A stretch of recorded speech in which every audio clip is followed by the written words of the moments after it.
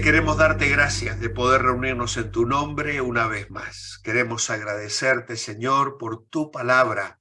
Ella es lámpara a nuestros pies, es más dulce que la miel. Y hay en ella, Señor, directrices, enseñanzas, ejemplos que nos muestran cómo vivir la vida cristiana, cómo enfrentar las distintas situaciones que se nos van presentando. Gracias porque tu palabra es práctica, es clara, es directa, nos desafía, nos orienta, nos guía, nos bendice. Abre nuestra mente y nuestro corazón esta noche para comprenderla y aplicarla en nuestras vidas. Lo pedimos orando agradecidos a ti, en el nombre del Señor Jesucristo. Amén. Muy bien. Bueno, vamos a compartir la pantalla para retomar el tema donde lo dejamos hace 15 días atrás.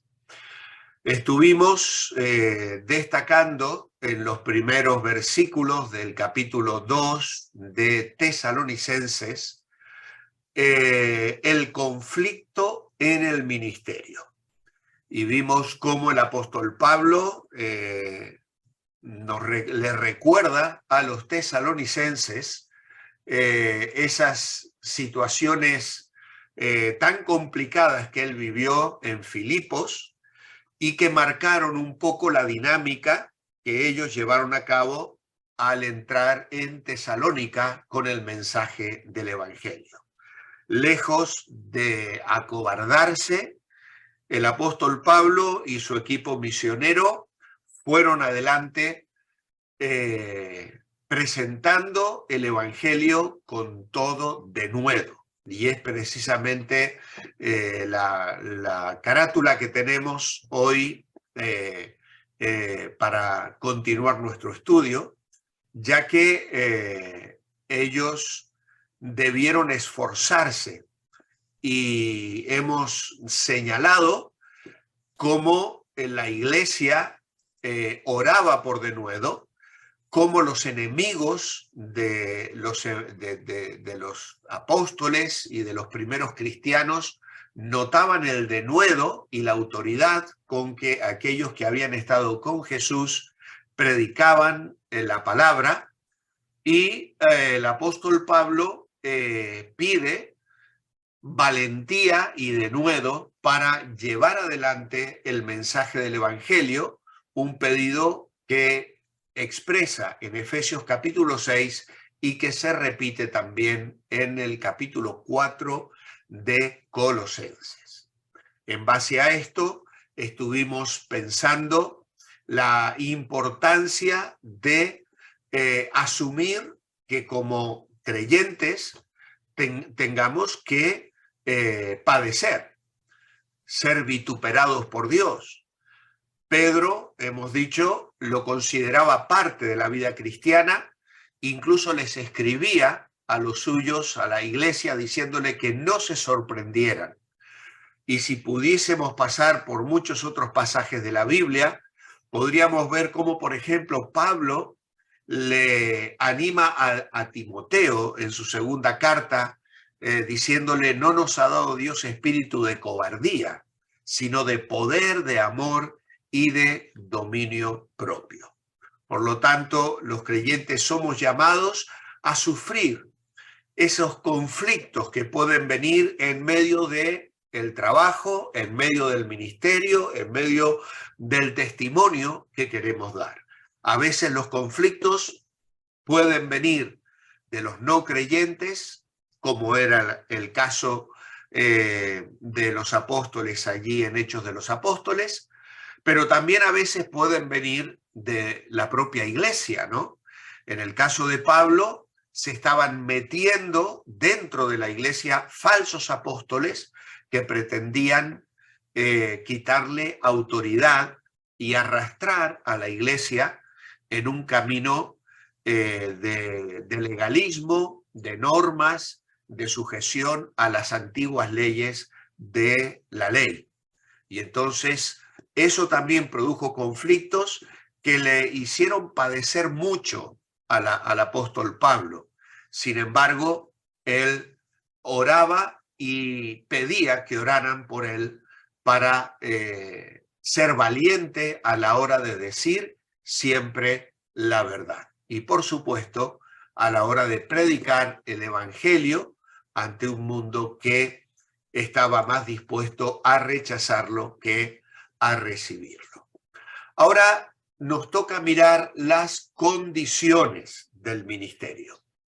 Dios ha querido que textos como los que tenemos delante hoy nos sirvan de ejemplo a aquellos que queremos recorrer el camino del servicio. Ahora, Dios tiene normas altas. Dios no rebaja su desafío. Dios no condiciona su santidad. Dios nos llama a una visión de la santidad similar a la que contempló Isaías. En el capítulo 6, Isaías ve a Dios en un trono, escucha a aquellos seres angelicales proclamar la santidad de Dios. ¿Y qué es lo que exclama? Pobre de mí, ay de mí, que siendo hombre de labios inmundos han visto mis ojos al Señor de los ejércitos. Eso marca la incapacidad. Incluso él llegó a sentirse inepto para el ministerio. Ahora, realmente por nosotros mismos somos incapaces de alcanzar la altura requerida para servir a Dios. Pero gracias a Dios, en Cristo somos aceptos y a través de Él, Dios nos considera aptos para participar en el ministerio. Y entonces es así que podemos leer en este pasaje de Primera Tesalonicenses, y el versículo 13 en adelante dice: porque nuestra exhortación no procedió de error, ni de impureza, ni fue por engaño, sino que según fuimos aprobados por Dios para que se nos confiase el evangelio, así hablamos, no como para agradar a los hombres, sino a Dios que prueba nuestros corazones. Porque nunca usamos de palabras lisonjeras, como sabéis, ni encubrimos avaricia. Dios es testigo. Ni buscamos gloria de los hombres, ni de vosotros, ni de otros, aunque podíamos seros carga como apóstoles de Cristo. Aún tenemos algunos versículos más que vamos a intentar meditar en esta noche, pero los vamos a leer más adelante. Ahora tenemos aquí bajo este subtítulo una forma genuina de alcanzar a los perdidos. Una forma genuina, perdón, esto se me ha movido un poquito, a ver si lo volvemos para atrás. Una forma genuina de alcanzar a los perdidos. Pablo primero hablará de la forma en que llegó a ellos con el mensaje del evangelio. Había que llegar a los corazones de las personas. Y esto nunca ha sido una tarea fácil. No lo fue para Pablo, no lo es tampoco para nosotros. Sin embargo, Pablo no disfrazó el mensaje, no buscó técnicas especiales para convencer a la gente. Él ministró con transparencia y al hacerlo así, lo hizo también en el poder del Espíritu. Y pensando en la forma en la que Pablo llevó adelante el ministerio, es que le escribe estas cosas. Recordemos que Pablo estaba haciéndoles recordar a los tesalonicenses cómo ellos habían aceptado a Cristo, cosa que hizo en el capítulo 1, y la forma en que ellos habían aceptado el evangelio. Pero no solo eso, ahora en el capítulo 2 les está recordando la autoridad, la eficacia, la dinámica, lo apropiado del ministerio que Pablo y sus compañeros llevaron a cabo. Y entonces encontramos que el apóstol Pablo llegó a ellos con un mensaje aprobado. Dice en el versículo 3, porque nuestra exhortación no procedió de error, ni de impureza, ni fue por engaño. La palabra exhortación es la palabra paraclesis, que tiene que ver con el consuelo. Es la misma palabra que el Señor Jesús usó para el Espíritu Santo.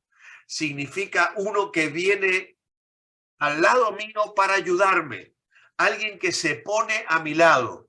No es necesariamente una palabra de reprensión. Este viernes hemos estado hablando de exhortación en la clase Creciendo en la Gracia y hacíamos una diferencia entre la exhortación y cuando tenemos que redarguir o corregir a las personas. La exhortación no es reprensión precisamente. La exhortación más bien es un mensaje de estímulo, apremiar a alguien, animar a alguien para que siga un curso de conducta con relación al futuro, es decir, a lo porvenir. Es decir, mira, tienes que hacer esto, esta tarde, mañana, dentro de una semana. Tienes que tomar esta decisión en tu vida personal. Tienes que arreglar este asunto con este hermano o con esta persona. O tienes que enfocar así tu vida en el matrimonio. O tienes que corregir tu manera de educar a tus hijos. Es decir, una exhortación, un estímulo, una palabra de ánimo hacia algo relacionado a cosas que la persona tendrá que enfrentar. Y en ese sentido, el apóstol Pablo llega con el evangelio, con esta exhortación, que es la misma que hoy tenemos nosotros para compartir con los no creyentes, ¿vale? Es una palabra de ánimo, es una palabra de apremio en ese sentido. Y Pablo les dice que este mensaje fue sin error. La palabra error es una palabra que habla de abandono del camino recto. Es decir, cuando alguien comete un error, abandona el camino recto. Es también una palabra que significa maña de hombres con propósitos engañosos. ¿Vale? Y no era algo contrario a la verdad como acusaban los judaizantes. El mensaje, en este sentido, de Pablo contrastaba con el mensaje que traían los engañadores. Cuando él escribe a los Efesios en el capítulo 4, versículo 14, les dice, para que ya no seamos niños fluctuantes, llevados por doquiera de todo viento de doctrina, por estratagema de hombres que para engañar emplean con astucia las artimañas del error. Pablo no hizo eso, no trazó estrategias, no engañó ni usó astucia para engañar a nadie. Lo mismo habla de explicarle a los corintios en el capítulo 4, hablando del mensaje y el ministerio que ellos habían recibido de parte de Dios. Y dice, escribiendo de los corintios, renunciamos a lo oculto y vergonzoso, no andando con astucia, ni adulterando la palabra de Dios, sino por la manifestación de la verdad, recomendándonos a toda conciencia humana delante de Dios. Él predicaba a Jesucristo, predicaba la verdad de Jesucristo y hablaba de ellos mismos como siervos, dice el verso 5, por amor de Jesús, para que el mensaje del evangelio resplandeciera en los corazones de las personas y pudiesen conocer la gloria de Dios.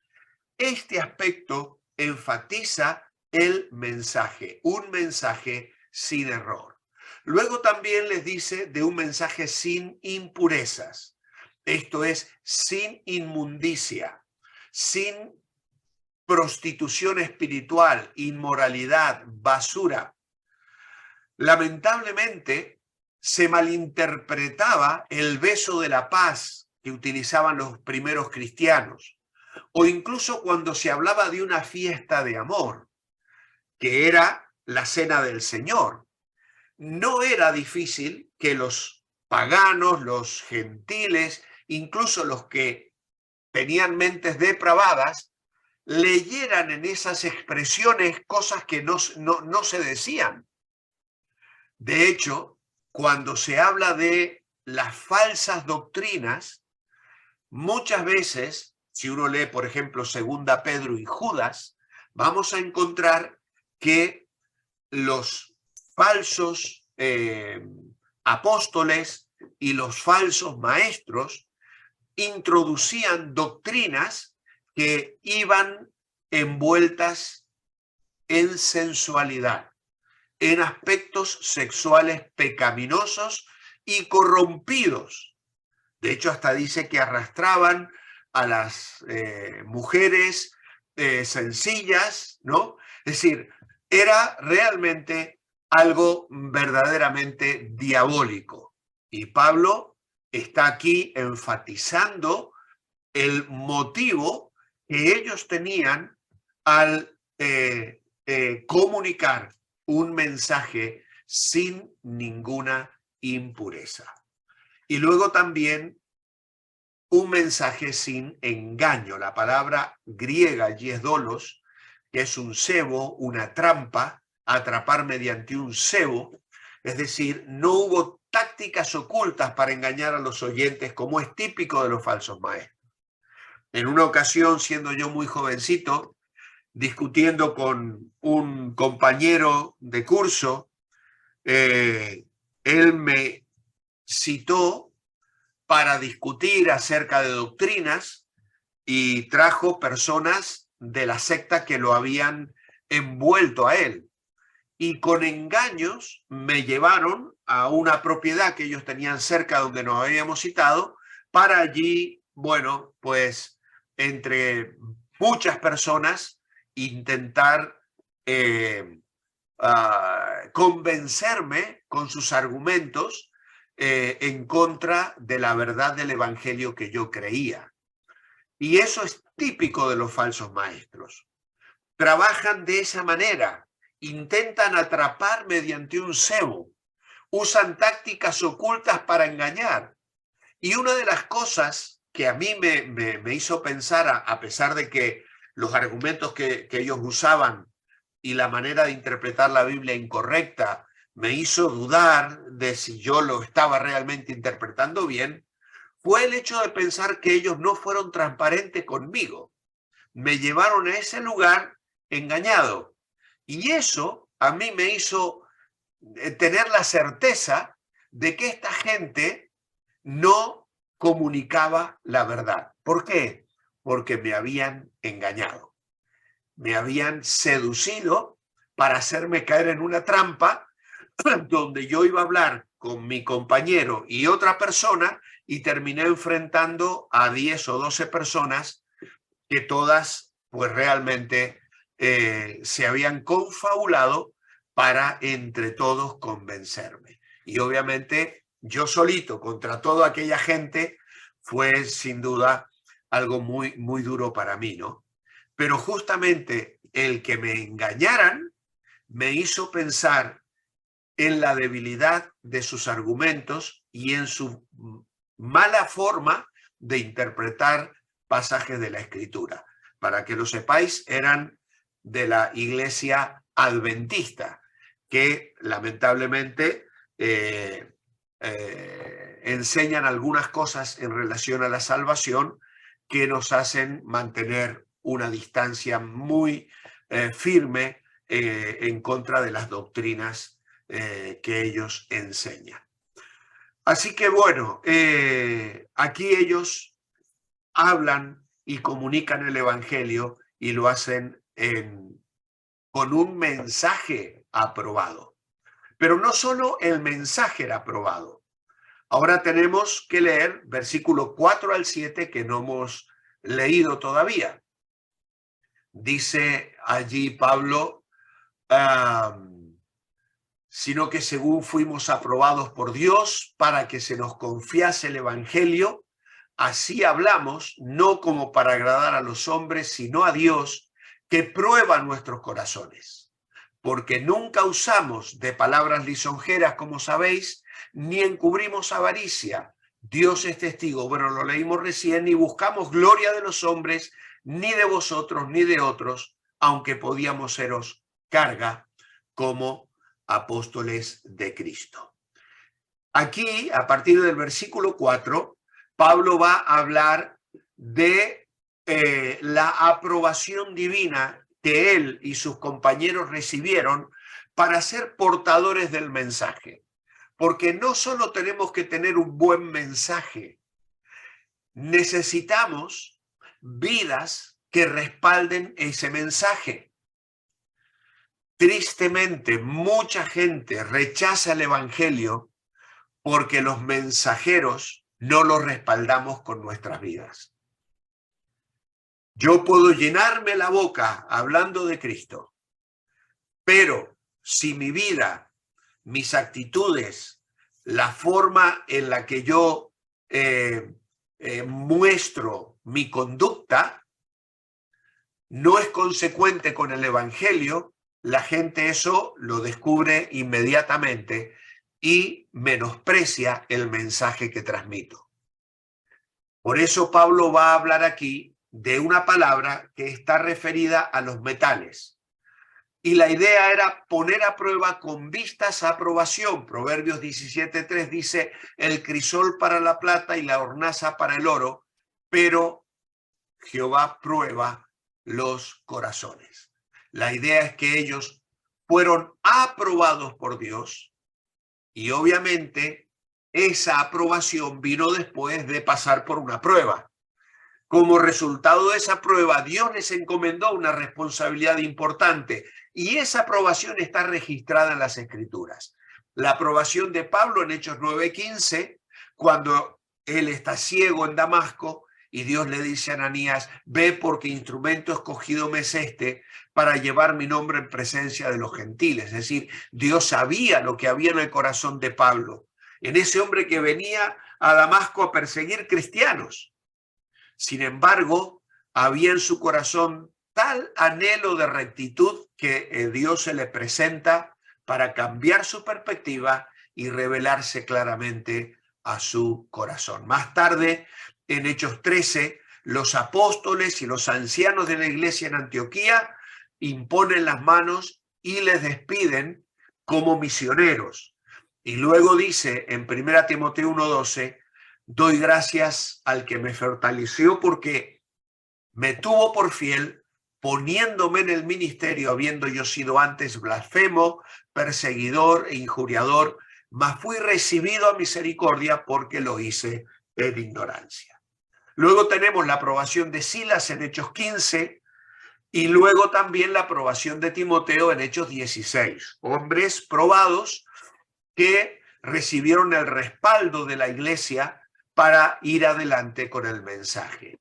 Y esto es muy importante, porque cuando queremos dar un ministerio a una persona, necesitamos hacerlo con prudencia.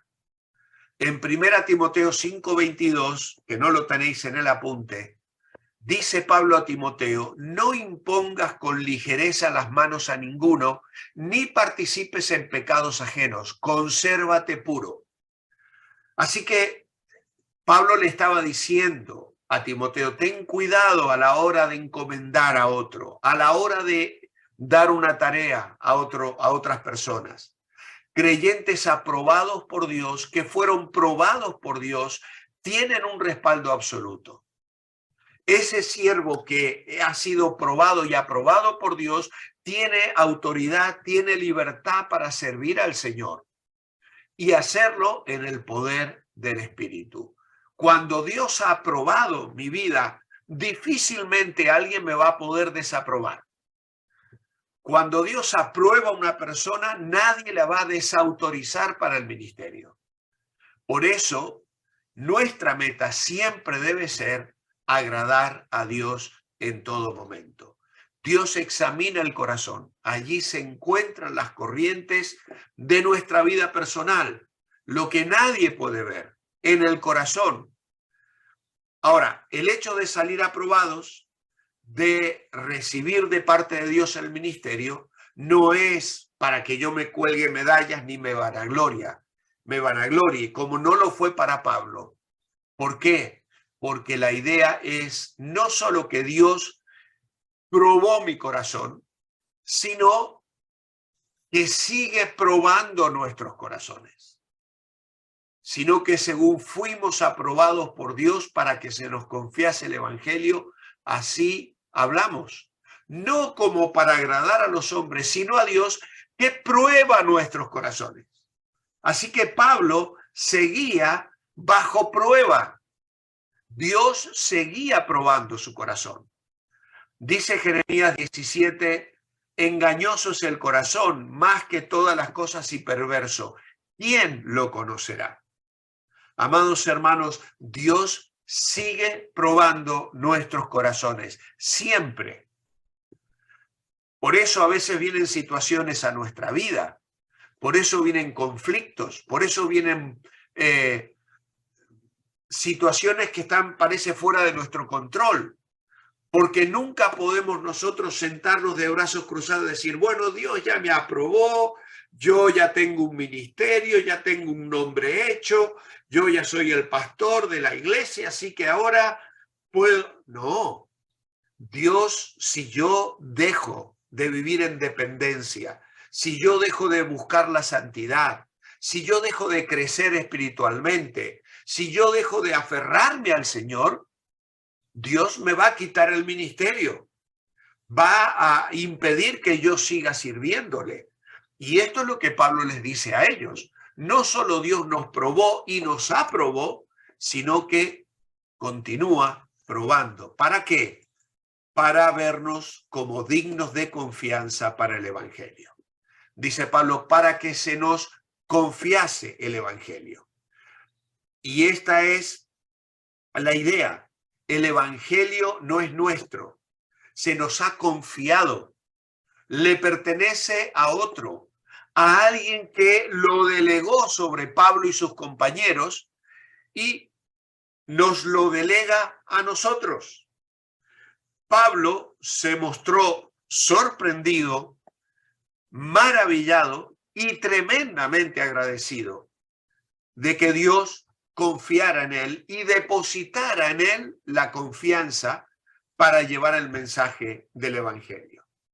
Por lo tanto, nosotros debemos recordar ese desafío y procurar en nuestras vidas personales vivir a la altura del llamado que hemos recibido para entonces poder cumplir el ministerio que el Señor nos encomienda.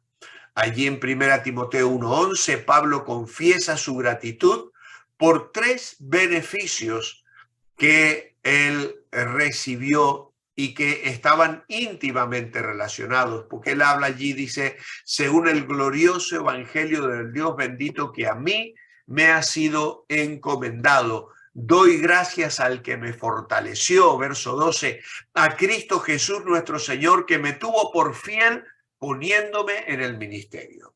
Y esto es lo que señalamos en nuestro apunte. Pablo dice que Dios le impartió fortaleza, le tuvo por digno de confianza y le puso en el ministerio. Y esto no nos mueve a nadie a la arrogancia, sino a reconocer lo que Dios en su gracia realizó en su vida, transformándole y utilizándole para llevar la palabra, y es lo que debe también caracterizar nuestra actitud. Cuando Pablo escribe allí a los Corintios en el capítulo 15, él habla de sí mismo, dice, soy el más pequeño de los apóstoles, pero por la gracia de Dios soy lo que soy, y su gracia no ha sido en vano para conmigo. Y esto es algo que nos debe bendecir y desafiar a nosotros también. Ahora Pablo agrega, no buscando agradar a los hombres. Aquí él lo dice claramente, que él desea agradar al Señor sobre todas las cosas. Lo decía en Gálatas capítulo 1 y versículo 10, busco ahora el favor de los hombres o el de Dios, o trato de agradar a los hombres, pues si todavía agradara a los hombres, no sería siervo de Cristo. Así que él sabe que no hay posibilidades de aparentar delante de Dios. Y probablemente era acusado de tratar de agradar a los hombres. Es que él llevaba un mensaje tan hermoso de gracia y de libertad en contraste con la ley, la servidumbre y el legalismo de los que predicaban el que había que volver a la ley. Entonces, claro, esto lo usaban para decir, es que Pablo os predica cosas muy bonitas. Obviamente, qué cosa más hermosa escuchar acerca de la gracia. Pero en realidad, Pablo estaba predicando el evangelio genuino de la gracia. Siempre hay gente que piensa que no son religiosos a menos que sean desdichados. Lamentablemente, mucho de lo que vemos en la Iglesia Católica comunica esto, ¿no? La idea de flagelarse, la idea de venir delante de Dios a llorar, a lamentar, a hacer sacrificios, recorrer trechos de rodillas, ir a hacer sacrificios que tengan un costo de la salud e incluso con sangre. Mirá, Dios no quiere esto. El evangelio de la gracia es un evangelio de perdón, de vida, de alegría, de gozo. Un evangelio de gozo siempre va a hallar detractores, como lamentablemente sucedió con el mismo mensaje que el propio Señor Jesucristo comunicaba. Y el Señor les decía a los fariseos, es que los discípulos, ¿cómo van a ayunar? Si están junto con el novio, como si estuvieran en un banquete de bodas. Ya les será quitado el novio y entonces ayunarán. Pero ahora ellos, en la presencia del Señor, se podían gozar, no buscando agradar a los hombres. Pero ¿qué más? Sin palabras lisonjeras, sin palabras aduladoras, con la pretensión de lograr algo con motivo de lucro. Y es triste que en la iglesia primitiva ocurrieran estas cosas. Gente que procura ganar dinero con su cristianismo. Y por eso también él agrega sin avaricia. La avaricia es el deseo de tener más, que era propio de los falsos maestros. En 2 Pedro dice que ellos son inmundicias y manchas, comen con vosotros, se recrean en sus errores, tienen los ojos llenos de adulterio, como decíamos recién, de la sensualidad, no se sacian de pecar, seducen a las almas inconstantes, tienen el corazón habituado a la codicia y son hijos de maldición. Tremendo la forma en que Pedro habla de los falsos maestros. Y Pablo llama a Dios por testigo aquí en Tesalonicenses. Dice, verso 5, nunca usamos de palabras lisonjeras, como sabéis, ni encubrimos avaricia. Dios es testigo. ¿Por qué Pablo habla de esta manera así acá? Las palabras lisonjeras,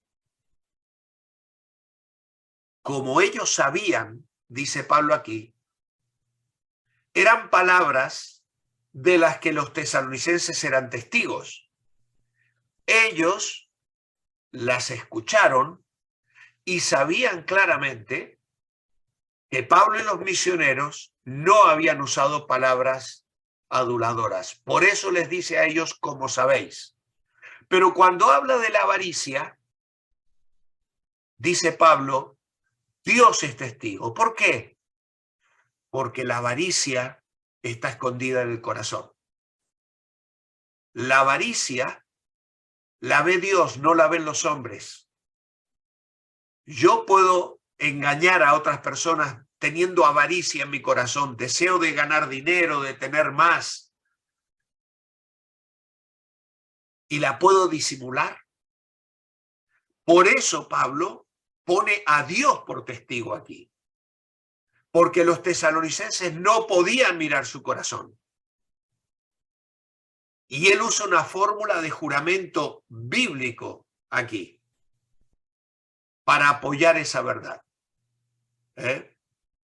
Sin avaricia.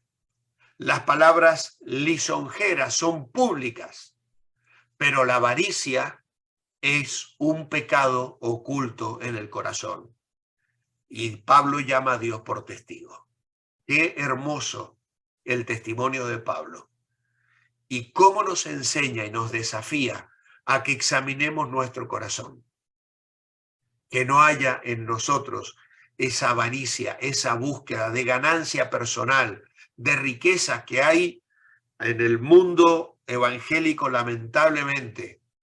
Ya nos lo cuenta mucho el pastor Sierra, que viaja por distintos países y viene asombrado de ver cómo hay pastores pidiendo dinero, pidiendo donativos, lucrando con el evangelio.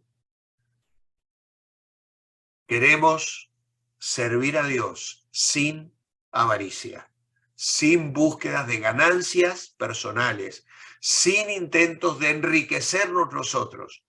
Queremos que la gente se enriquezca con la verdad del evangelio y que sus vidas sean bendecidas. Y dice, ni buscamos gloria de los hombres. Y esto se trata de no buscar prestigio personal. Por eso Pablo dice aquí, no dice yo llegué, dice nuestro evangelio llegó. ¿Por qué? Porque el hombre estaba perdido en su mensaje. El hombre de Dios no busca honores personales, sino la gloria de Dios. Es el espíritu del verdadero siervo, es buscar la gloria de Dios, no la gloria personal. Y luego tenemos la segunda parte de nuestro estudio hoy, que va del versículo 7 al 13, y vamos a cubrirlo con un poquito más de prisa.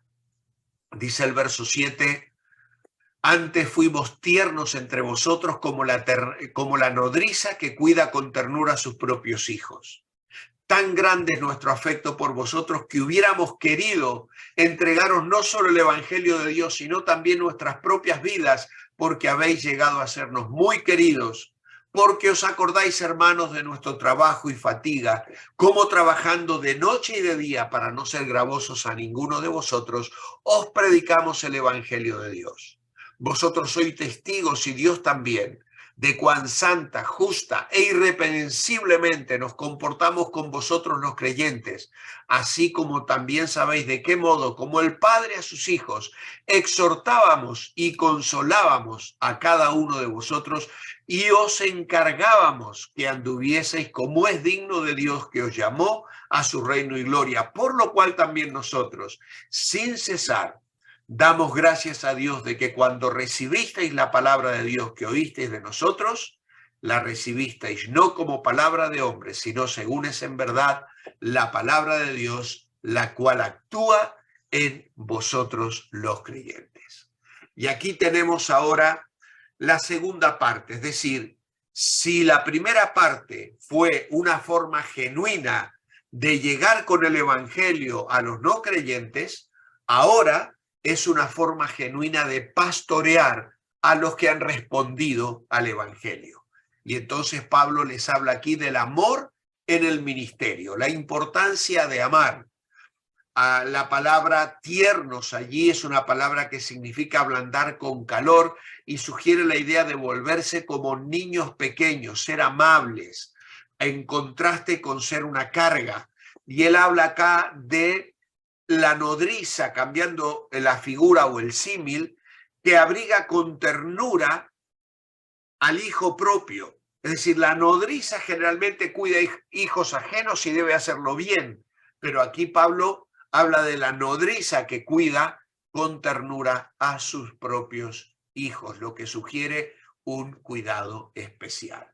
Y esto nos recuerda que el cuidado de un hijo lleva muchos desvelos.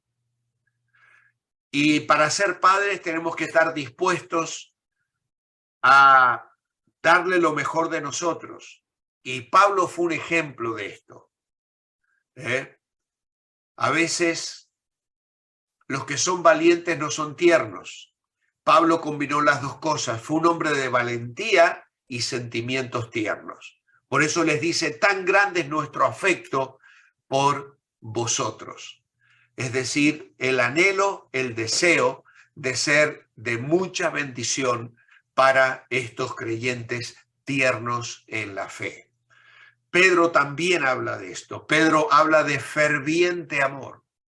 Poner en tensión, estirar. En Romanos 5, Pablo dice, el amor de Dios ha sido derramado en nuestros corazones. Gálatas 5:22 dice, mas el fruto del Espíritu es amor, gozo, paz.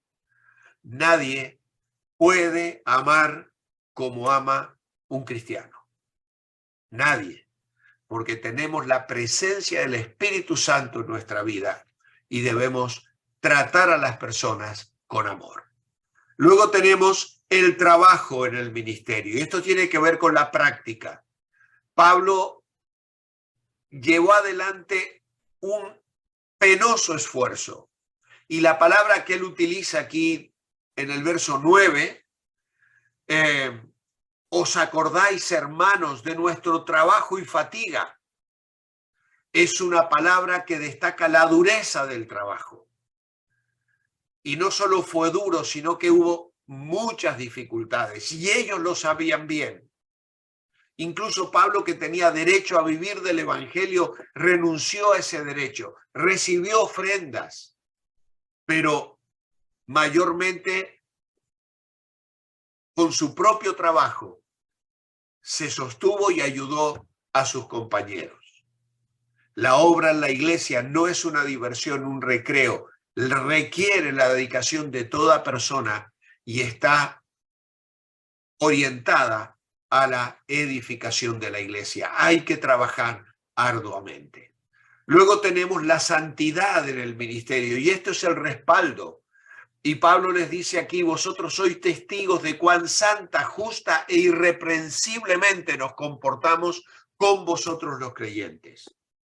Y esto nos habla de la actitud interior.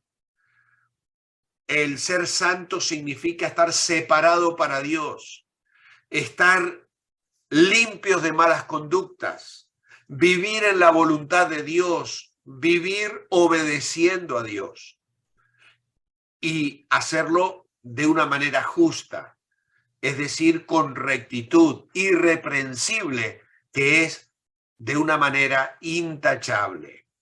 Luego tenemos no solo la santidad y el respaldo para el ministerio, sino la enseñanza en el ministerio. Y esto nos habla del desafío. Perdón. El desafío. Exhortábamos, dice el verso 11, como el padre a sus hijos, y consolábamos a cada uno de vosotros, y os encargábamos que anduvieseis como es digno de Dios. Así que la idea aquí es pedir fervorosamente, rogar, implorar, invitar. Y habla también de consuelo, es decir, hablar de una manera entrañable. Como nodriza ofrecían protección, como hermanos dirección y exhortación, y como padres ofrecían corrección. Y Pablo utiliza todas estas figuras aquí. Como el padre a sus hijos, exhortábamos y consolábamos a cada uno de vosotros. Es preciosa esta porción de la Escritura y el ejemplo de pastor que nos deja Pablo aquí. Y les dice, para que anduvieran de una manera digna, os encargábamos que anduvieses como es digno de Dios. Y esto significa que mi comportamiento debe estar a la altura de la responsabilidad que la relación con Dios impone y de las bendiciones que esa relación derrama en mi vida. Es decir, quiero la bendición, pero también tengo una responsabilidad. Y como creyente debo hacer lo posible, como digo en mi devocional cada día, por mantenerme bendecible. Es decir, andar a la altura del llamado que hemos recibido. Y finalmente, y ya acabando, el poder para el ministerio. Y esto nos habla de fortaleza. La palabra del verso 13, por lo cual damos gracias a Dios que recibisteis la palabra de Dios que oísteis de nosotros, no como palabra de hombres, sino como palabra de Dios, la cual actúa en vosotros los creyentes. La palabra es energía. Es una palabra que se utiliza para trabajar, estar activo, operante, poderoso en acción. Y se usaba para lo que era radiante o era operantemente vivo. Alguien que cumple con su deber, un acto de servicio, un ataque vigoroso, una tierra productiva. Pablo miraba la vida de los tesalonicenses y daba gracias a Dios y decía, recibisteis la palabra de Dios que actúa. No hay otro camino espiritual para que la potencia purificadora de la palabra de Dios aplicada por el Espíritu Santo a nuestras vidas. Amados hermanos, esta palabra poderosa es la que trabaja. Por eso, desde la Iglesia Revive tenemos un alto compromiso de compartir la palabra, no ideas personales, no filosofías de hombres. Intentamos ser fieles a Dios porque sabemos que si vamos a tener creyentes, hermanos en la fe, firmes y fuertes, va a ser resultado de la obra de la palabra de Dios actuando en sus vidas y en sus corazones. Y ese es el compromiso que hemos asumido y seguiremos asumiendo en la voluntad de Dios, para gloria de Dios y para la bendición de su pueblo. Así que hasta aquí llegamos con nuestro estudio esta noche, deseando que el Señor os bendiga ricamente y que esta palabra sea de edificación en cada una de vuestras vidas. Amén.